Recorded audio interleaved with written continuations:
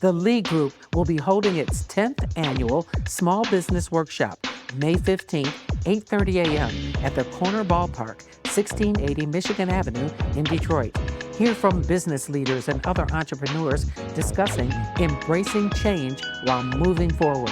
You don't want to miss this free event. For more information, go to leegroupinnovation.com and check Small Business Workshop. All right, I'd like to welcome you to this edition of In the Conference Room with Marquez Lee. I hope you're having a great day, a great week. And as you know, we talk to business leaders from across not just the great city of Detroit, but across the region and beyond. And today is no exception. And by the way, I want to thank you all for your ongoing support and for tuning in. Continue to spread the word and let other people know that they can certainly join me in the conference room along with you with Marquez Lee. All right, without further ado, I'm so pleased to welcome into the conference room Mr. Ethan Lloyd, and he's a social media manager for the city of Detroit.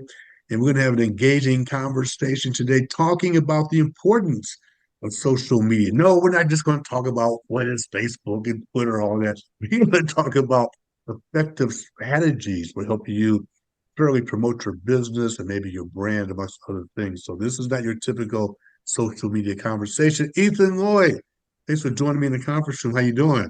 I'm doing well, Mark. Thank you for having me, and just love everything that you're doing within the conference room. Had to stop by and share some tips and tricks about social media. Thank you. You're very welcome. And let's start with this. And you were telling me, as I indicated, you're the social media manager for the city. Right. Exactly. Let's start with the basics. What does that mean, and what is your primary role, what's your responsibility for the city? Absolutely. So, as the social media manager for the city of Detroit, I am the lead when it comes to at City of Detroit on all platforms: Instagram, Facebook, LinkedIn, now X, formerly Twitter, and YouTube. I have a team of 6 content creators, and together we create the content that keeps you informed on what's going on in the city of Detroit. Also, it is my role to advise all 30 plus departments on the best social media practices. So that's departments like the land bank, the police department, fire department, water department. They all come to me to centralize that social media push and how things are looking. So it's my role to craft out and share that content. I have a team of writers, content creators, vloggers. We have videographers, graphic designers, and just doing our thing, keeping the residents informed. So it's your background in the social media space. So someone tuning in right now saying, wow, that's an awesome job with the city of Right, Detroit, obviously the biggest city in the state and other things. right. How did you, what is your background? Do you have background in social media? How did you land in that particular role, for That example? is an amazing question. So, what's so interesting is I went to school for finance. I went to Wayne But State Michaelis School of Business. I wanted to be an investment banker, a stockbroker. I saw The Pursuit of Happiness with Will Smith, and I said, I gotta do that. I gotta do that. And I wanted to be a finance bro. And what ended up happening was I got into finance, and I found out very quickly that Wayne State is not a target school for your Goldman Sachs's, your JP Morgan's, your Morgan Stanley's of the world. It's not a target school. They're looking at NYU, they're looking at Yale, they're looking at Harvard. And I needed to find a way to set myself apart from everybody else in the room trying to get an internship with these financial institutions and these wealth management firms. And what I did was I told them I could run your social media. So I could be your intern and I can do all the paperwork filing, but I can also try to add some value and run your social media. I personally had social media, so I felt like I could at least do a decent job at it. And I started working for, while in school, the a wealth management firm called Lincoln Financial Group. It's a wealth management firm, a team of financial advisors I worked with, and we created content. So I was their junior advisor slash social media intern. From there, what was crazy is it leveraged into an opportunity for me to start up a business, a social media marketing firm. I started it by myself, and hmm, I reached out to a lot of businesses in the Metro Detroit area to help them on social media. And I had a viral moment with a nonprofit organization in Highland Park okay. called Avalon Village with Mama Oh, yeah. Shu. We told her Absolutely. story. I'm sure a lot of you guys are familiar with her. We told her story in a fun way, a fun, hip way on social media. It went viral instantly. Her following grew in 3 months from 1,000 followers to 75,000 followers, 14.5 million views on Instagram in that 3 months, and towards around the year mark, 30 million views, which was completely outstanding and unheard of. But I noticed that there was a commonality between the viral moments. And what I did was I just kept progressing, kept working with nonprofit organizations on social media. Eventually, the city caught wind of what I was doing and they reached out to me, and that's how I got hired. So, no, I didn't have a formal education in social media. I think that's kind of the thing that's starting to develop Yeah. now. It's a really new space. But my education is all rooted in experience, trial and error, and yeah, that's my background, finance. Well, that's a great story because even though that was your targeted goal, you created your own position by saying, "Hey, I can help you. Yes, I can help those financial firms certainly expand their reach." And then obviously, I absolutely. love that story about Mama Shu and certainly how you helped to exponentially grow social media followers in the nonprofit space, and that the city took note. So those of you tuning in, it's okay. Ethan created his own opportunity, and clearly he's landed in a wonderful location, a wonderful spot in terms of helping the city to continue to expand its outreach. So let's talk about that. Let's talk about the outreach of social media. And a lot of times people have that traditional conversation about Yeah. Facebook and Twitter, now X and LinkedIn and Mhm. Instagram.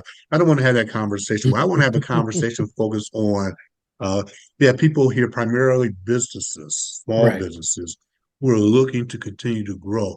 Talk about the role that social media to be used or can be used to help them to elevate their messaging, to help push it Yes. out. Kind of talk about that. Social media is the digital manifestation of public interest. Social media will give you the metrics, the numbers to let you know digitally how many people are interested in your brand or business, your messaging of you.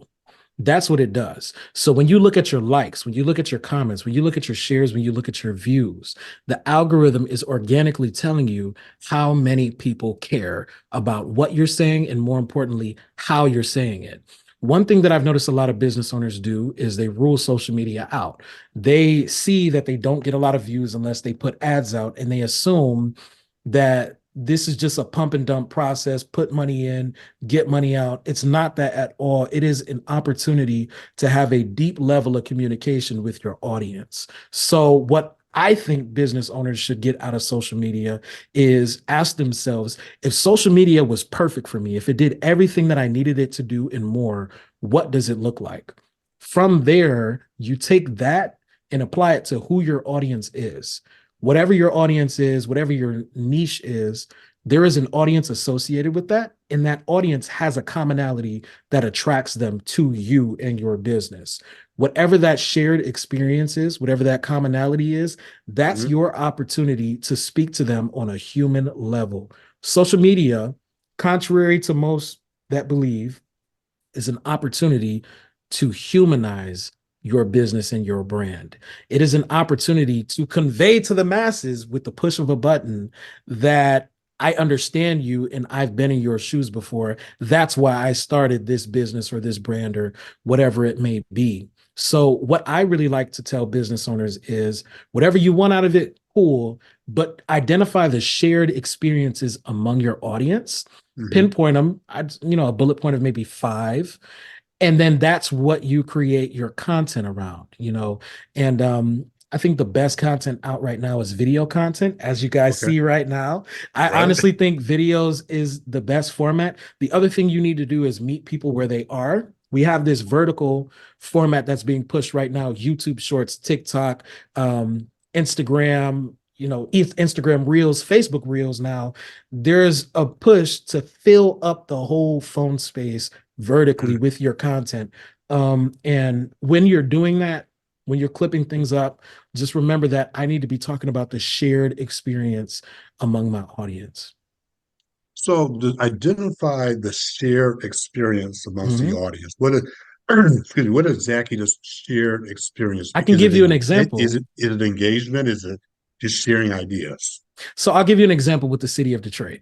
One thing that I told myself when I started this role, keeping in mind when I started this role, we were at 12,000 views for the month, 55,000 followers on Instagram.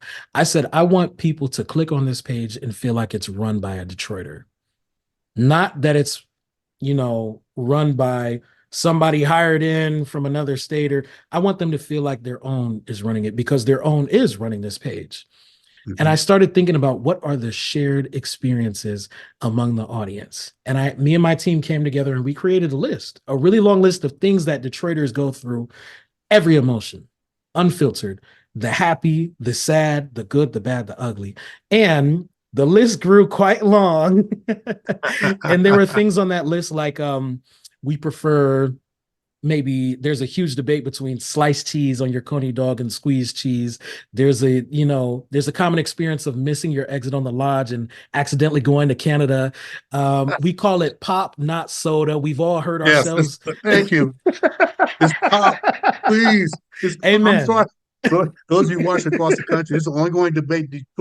Detroiters call it pop, not soda, but go ahead. Absolutely. We've all bruised ourselves in a potato sack on the big slide at Belle Isle. So there are a bunch of shared experiences. When you're sick, you drink Verner's. All of these are shared experiences. We created a list and we talked about it. And we talked about it in an abrupt, brief way.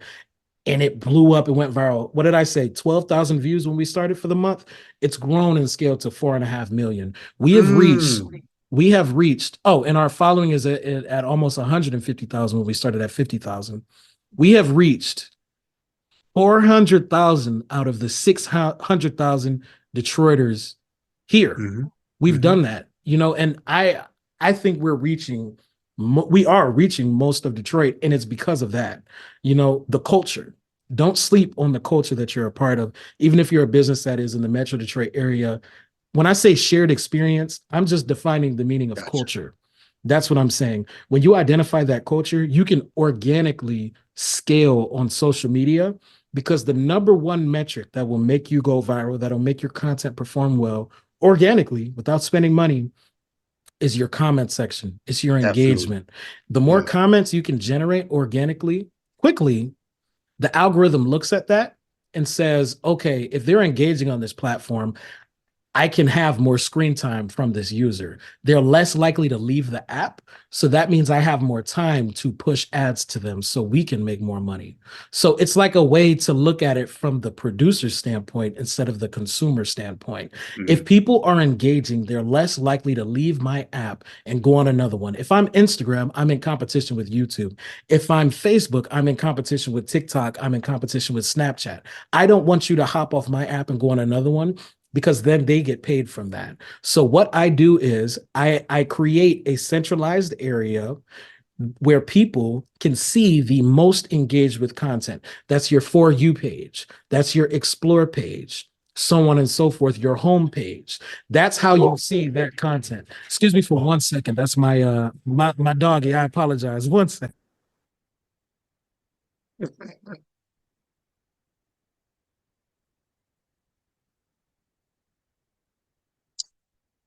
So if you're just joining us, we have Ethan Lloyd, and Ethan is the social media manager for the city of Detroit. He's giving you his ideas, his thoughts on the power of engagement and shared experiences as we discuss how to use social media supporting your business, as we talk about the what makes a successful brand, right, via social media. So he's joining us back, and so we're going to continue the conversation as it relates to engagement and talking about the power of social media. One thing I want to ask you, over what period of time were you able to grow from X to Y? Was that a year, 2 years? What was that length of time that in order for you to grow from 50,000 to whatever it was? That was in 10 months. In 10 months. Yep. And I started seeing that boost after the first month. So when you adopt a strategy of going viral, and you try to create content that's organically engaging in nature, give yourself a month grace period to stimulate the algorithm. When your page is dead, you're pushed to the bottom. You're unnoticed from the eye of Facebook, Instagram. The creator of the app is not looking at you. You need to make yourself known. It's the same with in person. You need to create buzz on these platforms. Yes. And now what's interesting is it doesn't grow linearly, it grows exponentially. So now I have more opportunities to go viral than I know what to do with. But so it grows like that. But the inverse is true as well. I can mess up and create too much content that's not engaging, and I can have a huge drop off. But it took about 10 months. I didn't see a boost or my first, viral moment. And I want to define viral. That's more views than followers, just so that people can follow. If I get more views than I have subscribed listeners or followers or viewers, I'm viral. And I think that you can stimulate it through 3 methods. So for the city of Detroit, it took me 10 months. For, my client Avalon Village at the time, it took me 3 months. But I saw that from the very first post I made. The very first post I made went viral. It got 1 million views because it was just so potent. People never saw, to be quite honest with you, a Black woman from Detroit in Highland Park buy up her entire block as a response to it being unsafe. They've never seen that before. It's turning tragedy into triumph. Nobody's seen that before. And it was me being the first, which is the first concept, the first method to going viral. Be first. No matter what you have going on, there's a way so that you can frame that conversation so it's the first time somebody's heard it that way. And that is kind of a hard concept to grab, but once you got it, you got it. Even if you have conversation. Well, you're talking about, so let's kind of segue into those tuning in, whether you're business or not, but primarily a business. What are tips? Give them maybe 3 or 4 tips, right, to help them to have an engaging. You kind of alluded to a couple of them already, but maybe 3 or 4 ideas that someone tuning in who may not be totally comfortable with social media, but give them some tips on what they should be doing as they continue to, use a social media as a megaphone, if you will, for their business. Give them 3 or 4 ideas to help get them started. So the first one is understanding that what I think is the number one way to go viral is through a concept called polarity. When you hear polarity, you hear poles, North Pole, South Pole, 2 ends of a spectrum. Understand that when we say things in a very bold and unapologetic way, it can go viral because it's forcing people to have an opinion. Jay-Z has a quote that I love where he says, "Good art forces people to have an opinion." So one thing I can recommend is with your business, there's a way you can be unapologetic about it. And I do that through a nice headline. When you make a headline for your content, create that headline in a way so that a 7-year-old can understand it. So no big words. This isn't the time to use the jargon of your niche. Talk to people on a people level, not on an expert level. I don't know if you've seen the content where the expert explains it on 3 levels of understanding. They talk to another expert, then they talk to a college student, then they talk to a middle schooler, then they talk to a 7-year-old. And I think that is the true tell of an expert. You can explain a complex concept in a simple way. So simplify the complexities of your brand, put it on a headline on either a graphic or a video, and you will notice that people will leave more comments because they understand it better. A lot of the content that businesses put out gets brushed under the rug and forgotten because it's not seen, it's not understood. So that's the first one. The second one I would say is lean on nostalgia. With your shared experiences, there are, just like I shared with you, bruising yourself on the Belle Isle slide. Keep in mind that a lot of us have had similar upbringings, different in other areas, but your audience is a culture, and there's something that happened that made us identify with that culture. I think that you should think of common experiences, maybe 2 or 3, and talk about it on social media amongst your audience. And you'll see that will help growing. The other thing is the human attention span is less than a goldfish.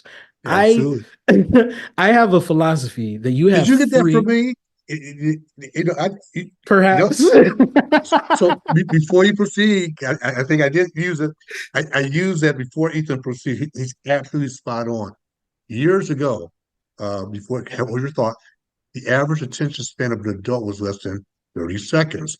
When you go back to the mid 90s, you were hit with, in those days, 3 to 5,000 messages a day. And that was before social media exploded, the web, whatever, all this online technology that we have. Let's fast forward to 2024. Remember, I said the average attention span was 30 seconds. Today, the average attention span of an adult is 7 seconds. The average attention span of a goldfish is 8 seconds. So, Mm, say, Mark, what do you mean? Next time, if you ever see a goldfish, they'll swim towards the glass, right? They'll stir off the glass and then they're gone. right. And so now the attention span's getting shorter. It's gotten shorter. The number of messages since that 1995 has probably been triple.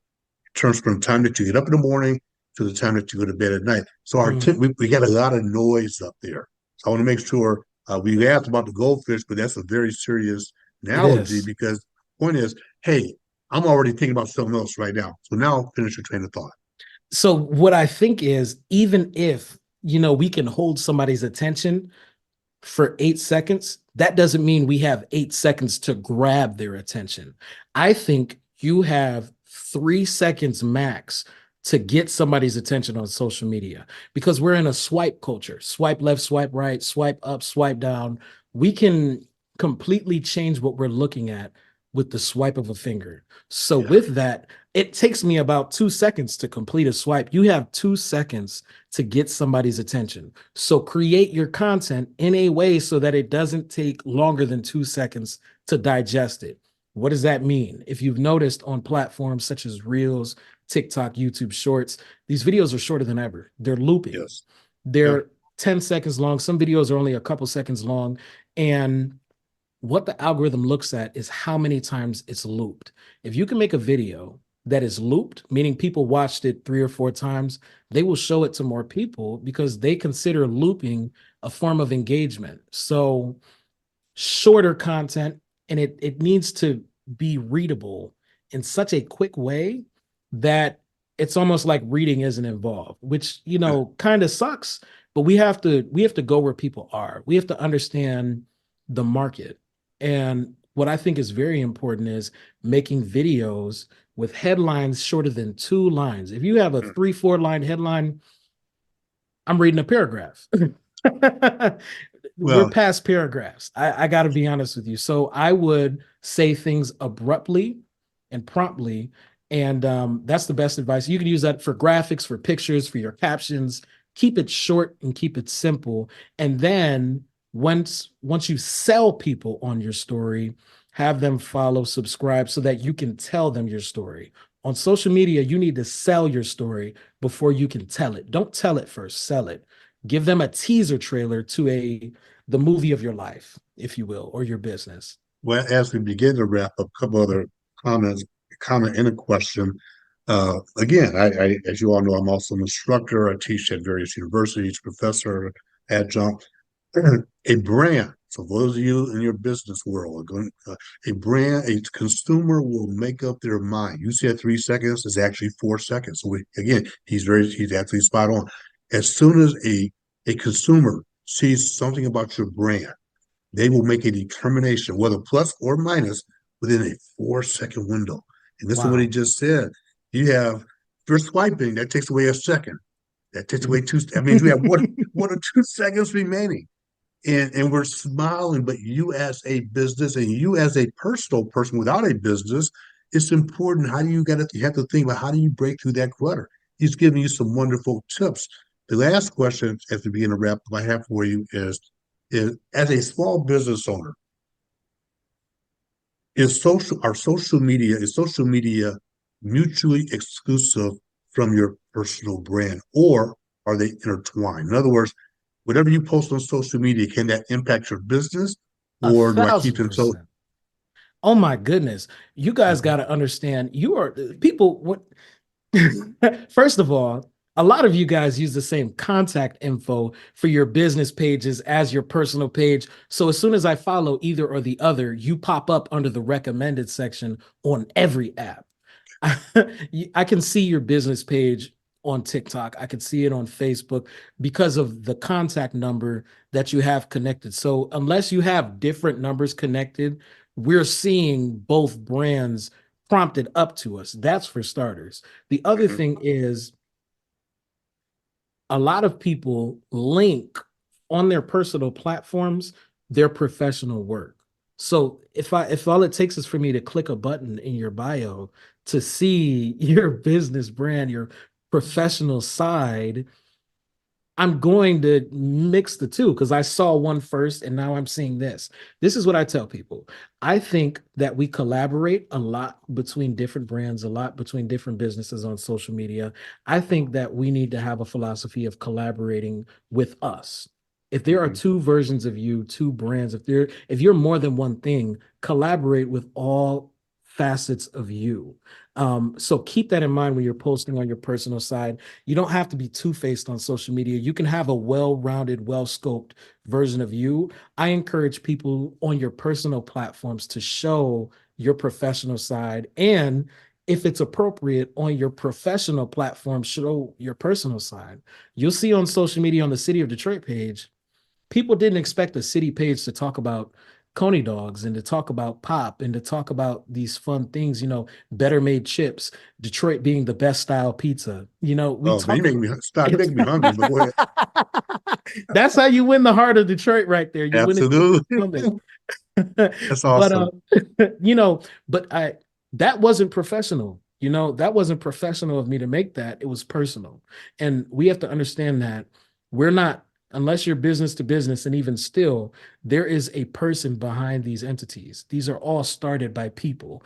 People fall in love with people before we fall in love with brands and businesses. So I like to tell people to honestly mesh it because it's meshed whether you like it or not. Embrace it because then you can be discerning about what you're doing on each side of those. So you can't separate the two. And as a business owner, you have to know that you are the business and people fall in You are love the, with you and your you are the story. brand.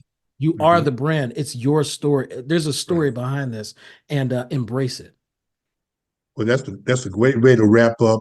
Before we go, how can people get in touch with the Detroit social media channels as well as your social media channels as well?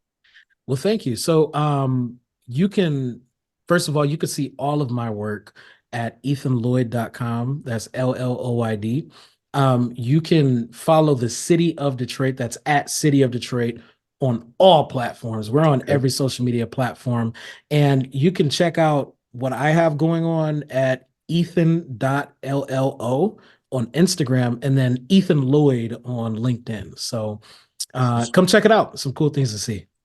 Ethan Lloyd, I want to thank you. This has been a great conversation. I want you all to again Thank you. spread the word, share this interview with others. This is a very important conversation as we continue to provide you with ways of trying to help you promote and grow your business. Ethan, go out, make it a great day. I appreciate you. Thank you so much. Thank you for having me. It's been great.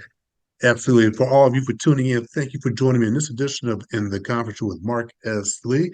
But you all make it a great day, and we will check you out soon. So, by the way, speaking of subscribing, this is on YouTube amongst all the social media channels. If you're on that YouTube page, don't forget to subscribe, and you will get notifications when we do interviews like this as well.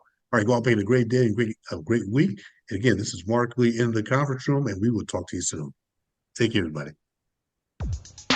The Lee Group will be holding its 10th annual Small Business Workshop, May 15th, 8:30 a.m. at the Corner Ballpark, 1680 Michigan Avenue in Detroit. Hear from business leaders and other entrepreneurs discussing embracing change while moving forward. You don't want to miss this free event. For more information, go to leegroupinnovation.com and check Small Business Workshop.